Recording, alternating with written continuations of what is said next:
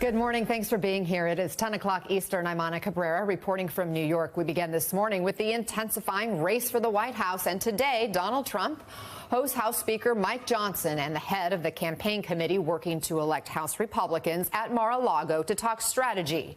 While President Biden is seeing green, coming off a record fundraiser, raking in $30 million at a Hollywood event with big-time stars in attendance. NBC's Vaughn Hilliard is tracking the latest with the Trump campaign, and Ali Rafa is at the White House. Also with us, Jennifer Horn, former RNC Executive Committee member, and Ashley Etienne, former aide to Vice President Harris and Speaker Pelosi. Good to have you all here. So, Vaughn, tell us more about this meeting at Mar-a-Lago today.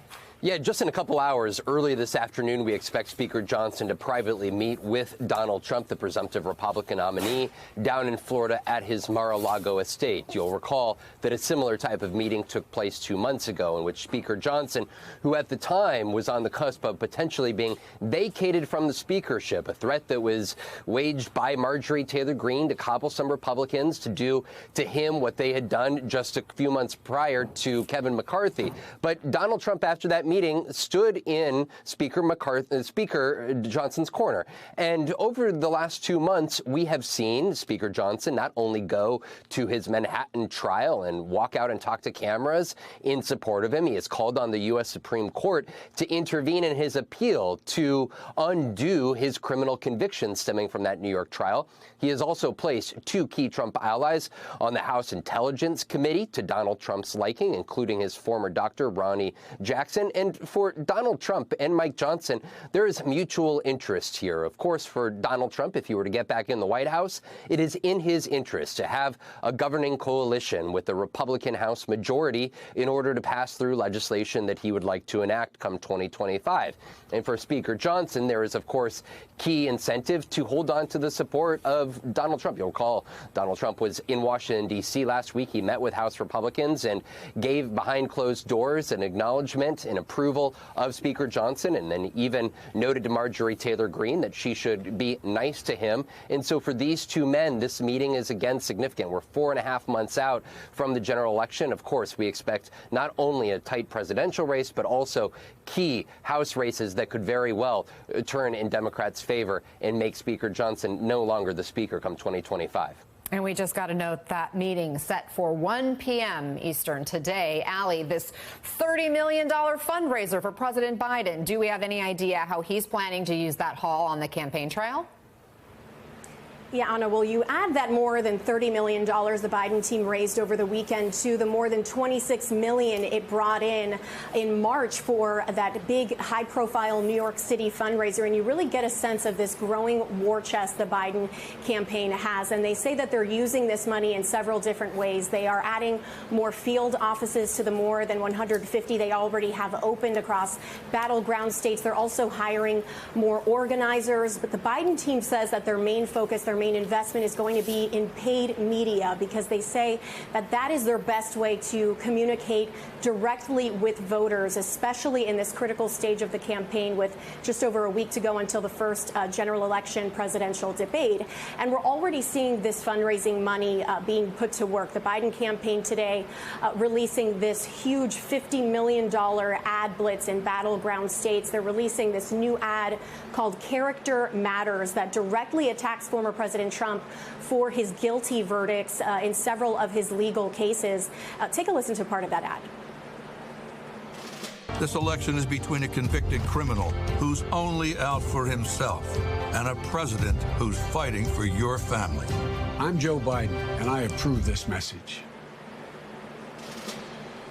And this is particularly notable given the distance that the president has created between himself and former President Trump's legal challenges in the last couple months. But the Biden team really wants to hone in on this messaging that their argument is, while the president is busy caring about the American people, former President Trump is still focused on himself. And Anna, just lastly, the Biden team says that they are also using that $50 million ad blitz to target minority voters. So there are going to be new efforts to reach directly to Black Americans, to Asian Americans, as well as Latino voters over the next couple months, Anna. Ali, Vaughn, thank you both for the reporting. Jennifer, you just saw part of that new Biden campaign ad. What's your reaction to it? I think it's a great ad. I think it's really strong for President Biden. It highlights what we know is at the worst of Donald Trump and the best of Joe Biden. I think the messaging and the visuals on it are really strong.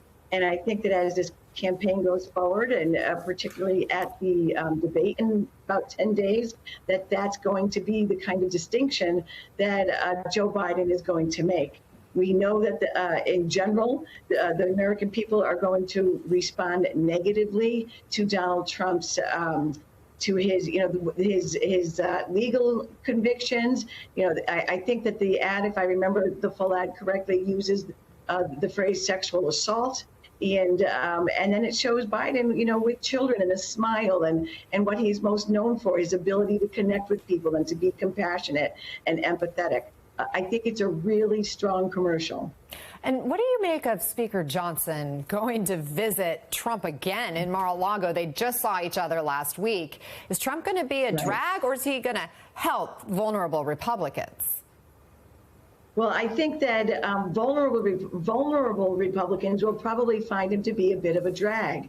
I think that Mike Johnson going back down to Mar-a-Lago again, going down to see the president again. I read that he may be going back a little bit later this week with some of the folks from the Senate. Johnson is making it very, very clear that he is in for Trump. And I find it particularly unsettling. I know it's it's an election year, and of course Johnson is going to be in for Republican successes, but he's spending an awful lot of time where he's supposed to be Speaker of the House for all Americans in courtrooms and in this overly glam Florida home of a candidate rather than in Washington doing his job. I think that the connection that he's trying to build with Donald Trump ultimately is not just bad for the country. I think it could end up being bad for a lot of Republican candidates. Ashley, I want to play some of the comments from President Biden talking to Jimmy Kimmel at that campaign fundraiser this weekend. Watch this. The idea that if he's reelected, he's going to appoint 2 more flying flags upside down is really, I really mean it. Could this be the scariest part of all of it? Well, I think it is one of the scariest parts of it. Look, the Supreme Court has never been as out of kilter as it is today. Ashley, how big of a motivator might this be for Democrats? And should the president perhaps put out a list of potential Supreme Court nominees? No, I don't think you should go so far as to put out a list. But, Democrats have for some time been amplifying the threat that the Supreme Court poses to the very rights that we enjoy. For years we were talking about in the context primarily of reproductive rights, and we saw what happened when the court reversed Roe. We talked about it as it relates to affirmative action. They reversed affirmative action. So it's now real to people. What we used to sort of posit it as a threat is now is no longer an existential threat. It's an actual real thing that's actually happening every day. So I think people actually get it. Voters get it, and particularly Democratic voters get it better than they ever had before. But what we're also seeing is that it's having resonance with these independent voters, the 1% to 2% that's going to make the difference in this next election. So this message is not just geared toward Democrats and the Democratic base, but it's also geared towards those independent, those 1% to 2% that are going to make the difference in the next election.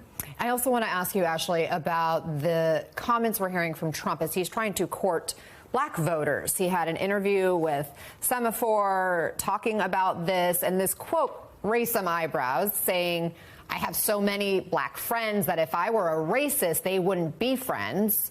They would know better than anybody, and fast. He also spoke at a black church this weekend in Detroit. Just take a listen to part of that message, plus a reminder of some of the other comments he has made recently to try to appeal to this voting bloc. We've done more for, and I say this, I say it proudly, more for the black population than any president since Abraham Lincoln. That's a big statement. And then I got indicted a second time, and a third time, and a fourth time. And a lot of people said that's why the black people like me, because they have been hurt so badly and discriminated against. Ashley, he has made some inroads with the black voters in that voting bloc. What's your reaction to these types of comments? Well, I mean, there was just a USA Today poll that came out today that showed that black voters, well, overwhelmingly find the president's statements offensive, as do I. I mean, it sort of, challenges my mind that he tries to pander to us in the same breath as he demonizes and insults us. And I don't think that it's actually having a big impact. I think this narrative is overrated, that he's peeling off black voters. I think there are some obviously on the margin, but I think the large majority of black voters, specifically black men, remember that under Trump, black unemployment was double under Trump. How he tried to invalidate Obama with the birtherism movement, how he told police to dominate the protesters after George Floyd's death. We will never forget those things. So I think that this narrative that he's making inroads with black voters is actually just complete hype. I don't think it's actually real. But you contrast that the former president's record to the current president's record, and you have black unemployment is at a record it's never, lowest record it's been at ever. You have black wealth up 60%, black businesses growing at the fastest rate as it has in decades. So this is an area in which I don't think the Biden campaign obviously is not going to let up. But let me just add one more thing, Anna, before we leave. It's actually having the opposite effect, this focus on black voters, than what Trump actually wants. Because, I've worked in 4 presidential campaigns, and it's typically not until October that we start to focus on black voters. But because there's so many polls out now, and Donald Trump's, going to the Bronx and to Detroit and all these other places trying to appeal to black voters, you have the Democratic Party that's now double downing on aggressively appealing to black voters with $25 million ad buys, where, we recently, the party just launched African Americans for Biden. Right. So there's this huge effort now to appeal and engage black voters faster, sooner, and more aggressively than the party ever has before. Quick final thought to you, Jennifer. Ashley's absolutely right. I think, I'm kind of a fan of Donald Trump getting out there in front of black voters or Hispanic voters or LGBTQ voters. I think the more they see him, the more they hear from him, the clearer it becomes just how, frankly, I think that he's inherently racist. And people don't like to use that word and be that bold. I think that he is. And I think he has a history of that. He is there are good people on both sides president. So I think that he can't stop himself from suggesting that, he is as targeted by law enforcement as the history of black people in this country. These are outrageous statements that he makes, but I think that they expose him for who he really is. And I think it also highlights, when he behaves this way, it highlights, again, just Joe Biden's position and his long history of being the more empathetic, compassionate, fair-minded human being as compared to Donald Trump. And again, Trump answering those questions about whether he's a racist with, if I were a racist, I wouldn't have black friends. Right. Direct quote there from him in that interview with Semaphore. Jennifer Horn and Ashley Etienne, thank you, ladies, for the conversation. I always appreciate it.